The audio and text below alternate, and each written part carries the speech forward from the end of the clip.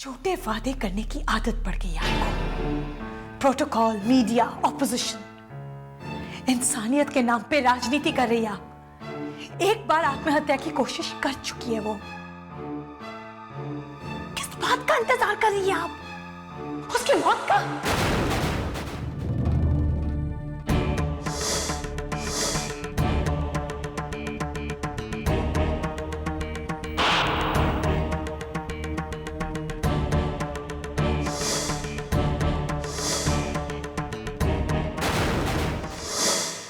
क्या समझती हो तुम? क्या समझती हो तुम? तुम्हें क्या लगता है उस बच्ची के मरने का इंतजार कर रहे हैं हम? गायत्री के साथ जो अत्याचार हुआ उससे सिर्फ तुम्हारा खून खौलता है, हमारा नहीं। सिर्फ तुम्हारी कुछ लगती है, हमारी कुछ नहीं। बेटी मानते हैं हम उसे। उसके अलावा एक बहुत बड़ा रिश्ता है हमारा उसके साथ, वो है औरत का रिश्ता। उसका दर्द समझते हैं हम और अपना बात अभी नहीं भूले। उस गुनहगार का क्या हश्र होगा ये तो समय ही बताएगा।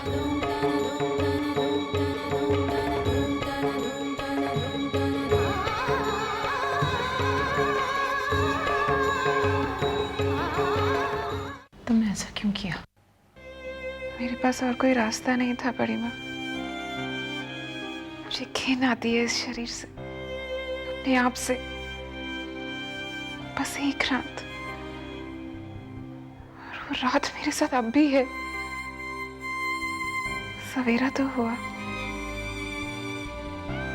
पर मेरे लिए अब भी रात है बड़ी माँ। तुमने कोई गलती नहीं की है तो फिर खुद को सजा क्यों देती हो? तुम्हारे साथ एक पाप हुआ है। तुमने कोई पाप नहीं किया और उस पापी को हम सजा दिलवाएंगे। ये हमारा तुमसे वादा है।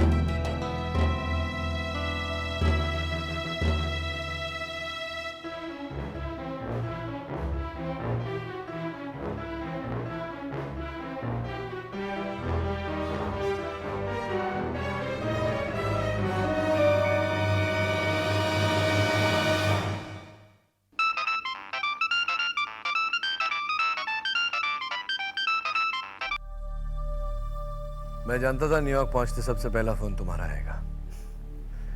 तुम क्यों मेरी इतनी फिक्र करती हो? मैं ठीक ठाक पहुंच गया हूं और कल के कॉन्फ्रेंस की सारी तैयारी भी कर चुका हूं। एक्चुअली कुणाल, कुछ बहुत बुरी खबर है। क्या हुआ? गायत्री का। गायत्री? क्या हुआ गायत्री को? रोज गायत्री और कृतिका रात को बाहर गए थे और गायत्री के साथ जो हुआ, मैं उसके साथ।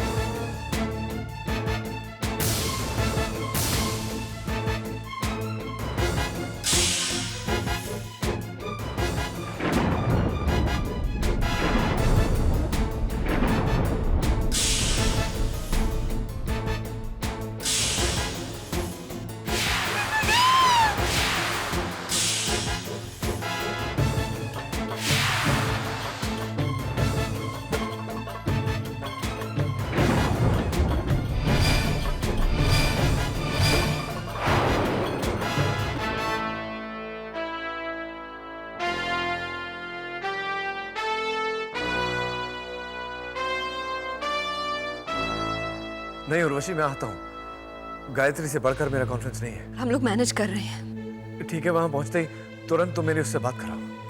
मैं करवाती हूँ।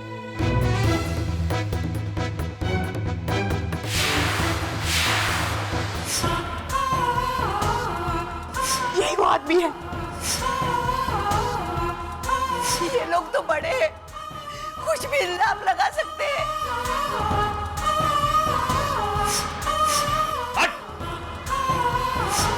वो कहीं भी भाग जाए मुझसे बच नहीं पाएगा, अंडरस्टैंड?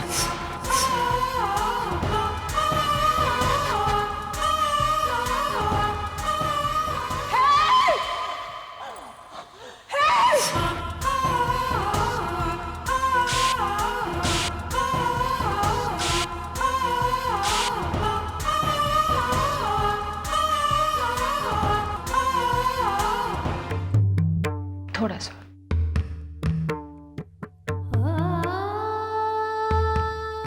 देखो बेटा, मुसीबत में हार मान के टूट जाना या फिर उसका बहादुरी से सामना करना, सिर्फ दो रास्ते हैं तुम्हारे पास, और तुम तो हमेशा दूसरे रास्ते पर चली हो। पर बड़ी माँ, इतना सब होने के बाद जो गलती तुमने नहीं की उसकी सजा खुद को मत दो गायत्री। तुम्हारे दुख की, तुम्हारे सुख की, तुम्हारी खुशहाली की जिम्मेदारी हमारी है। चलो घर चलते हैं। गायत्री घर नहीं जाएगी।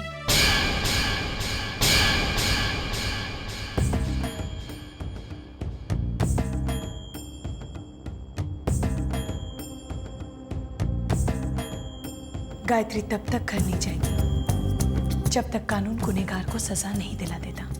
हम उस गुनहगार को सजा जरूर दिलवाएंगे कृतिका, हम पे भरोसा रखो। लेकिन मुझे आपके भरोसे पर भरोसा नहीं है। बाहर कहाँ कुछ कह पाई आप? कृतिका, बाहर विपक्ष के लोग थे, मीडिया वाले भी थे। हमारी खामोशी को हमारी कमजोरी मत समझो। हम कोशिश कर रहे हैं। कोशिश? एक लड़की के साथ पला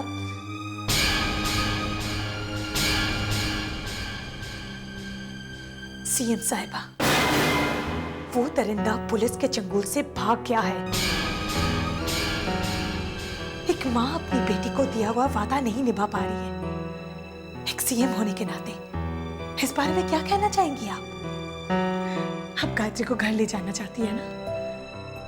कल अगर मीडिया फिर से शोर मचाएगा, क्या गारंटी है कि प्रेस वालों के दबाव में आकर आप गायत्री को घर से नहीं निकाल देंगी? क्या गारंटी है कि आपकी पनाह में गायत्री बिल्कुल महफूज है? माफ कीजिएगा, ना तो आप एक बेहतर मां बन पाए और ना एक बेहतर सीएम।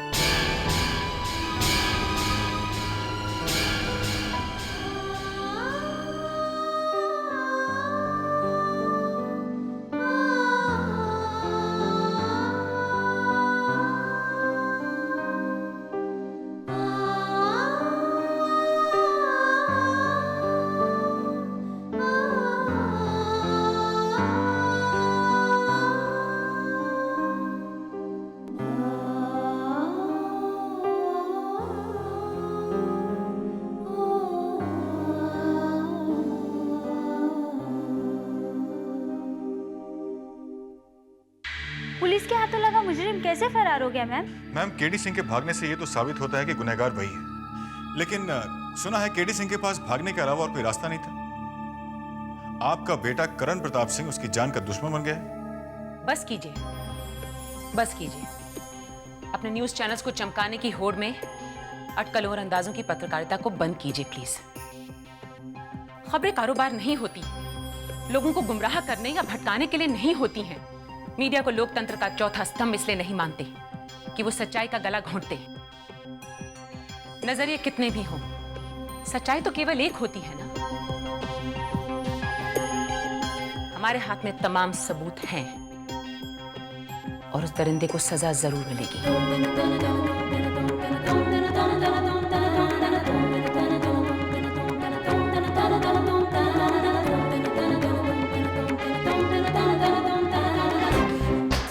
समर मैं जानता हूं वो इंस्पेक्टर और उसकी बीवी हमारी आंखों में धूल झोंकने की कोशिश कर रहे हैं यार। लेकिन एक आदमी उस हैवान का पता हमें दे सकता है, और उस आदमी से सच कैसे उगलवाना है अच्छी तरह जानता हूं मैं। चल। करण रुको, कहाँ जा रहे हो तुम? कहाँ जा रहे हो? देखो जो कुछ भी करना प्लीज सोच समझ के करना। गुस्से में कोई ऐसा कदम मत उठाना जिससे सबको पछताना पड़े। भाभी आग लगी है मेरे सीने में, खून सवार है मेरे सर पर। आप समझती क्यों नहीं? किस मुंह से अस्पताल जाऊंगा गायत्री से मिलने के लिए? नहीं भाभी, जब तक उस दरिंदे के हाथ नहीं तोड़ देता मैं, जिसने मेरी बहन को हाथ लगाने की जुर्रत की है, मुझे चैन नहीं मिलेगा। और आप बिल्कुल चिंता मत कीजिए, मैं जानता हूं मुझे क्या करना है। समर, उस एसीपी को फोन लगा। करण प्लीज सुनो, करण। समर प्लीज उसको बोलना ध्यान से। ये लापरवाही हम बिल्कुल बर्दाश्त नहीं करेंगे। जितनी जल्दी हो सके दोबारा उस आदमी को गिरफ्तार कीजिए, किसी भी कीमत पर। तमाम पुलिस फोर्स पे धब्बा है वो आदमी। जो उसका साथ देगा उतना ही बड़ा गुनहगार होगा। उस वक्त जितने भी पुलिस ऑफिसर्स ड्यूटी पर थे सबको सस्पेंड कीजिए। Yes madam. मैडम, इतके जाकर अनशन पर बैठ गई हैं।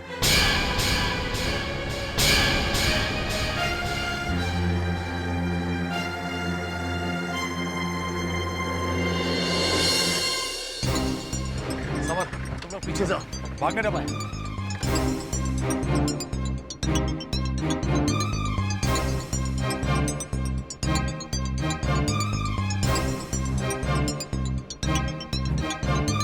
ये ठीक है, लेकिन मुझे एग्जैक्ट अकाउंट चाहिए, क्योंकि मैं देखना चाहता हूँ कि क्या मुझे नहीं मालूम। सब मालूम है। क्या कर? मुझे लोगों से सच उगलवाना अच्छी तरह आता है। किधर है? अरे ये रहा करण। ये आइए।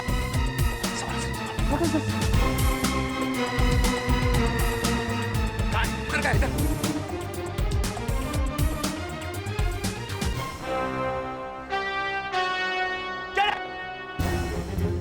God damn it, चलो!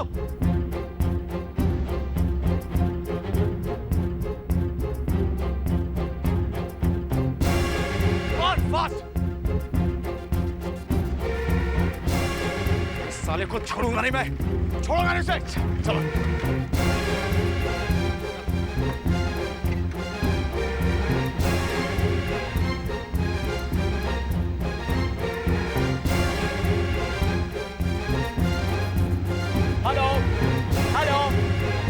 एसीपी मंडल बोल रहा हूं मैं। अभी केडी सिंह लिंकिंग रोड से हाईवे की तरफ भागा है। पूरे एरिया की नाकेबंदी कर दो। बाहर जाने वाले सभी रास्ते बंद कर दो।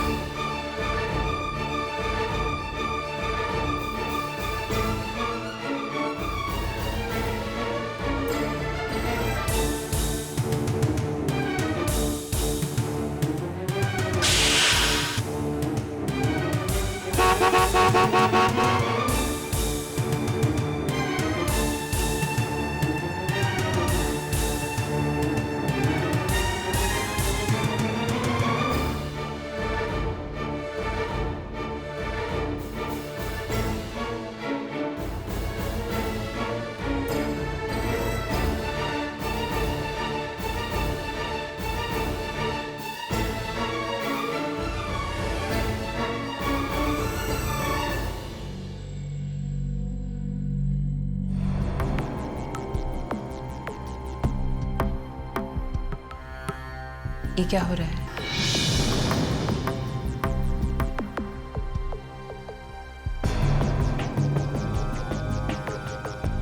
अब आपसे इंसाफ की कोई उम्मीद नहीं बची है।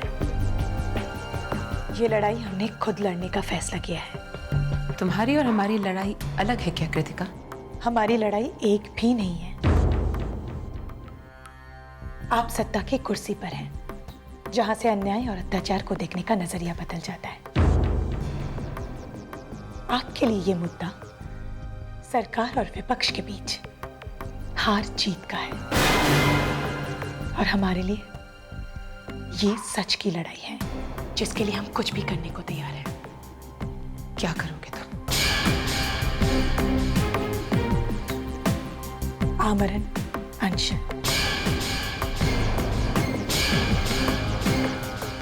Fast till death. आमरण अनशन? तुम ऐसा नहीं कर सकती।